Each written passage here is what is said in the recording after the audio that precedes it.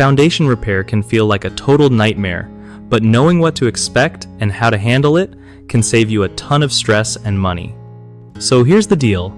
First, don't panic cracks, and damage can look scary, but lots of homes go through this and get fixed.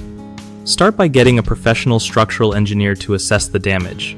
They'll tell you what's actually going on with those cracked cinder blocks and if the foundation is stable or not.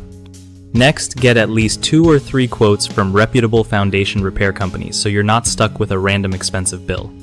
Ask each company to explain their method, whether it's pure installation, slab jacking, or something else, and why they think it's best for your home.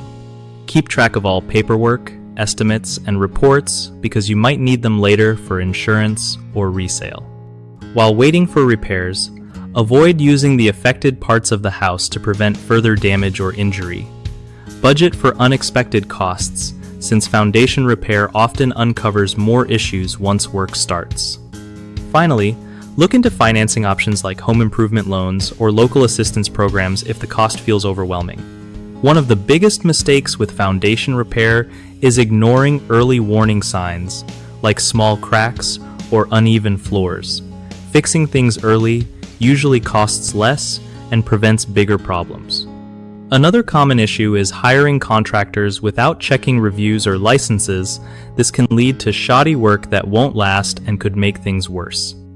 Lastly, people often underestimate the total cost because foundation repair is tricky and prices vary depending on the damage and method used.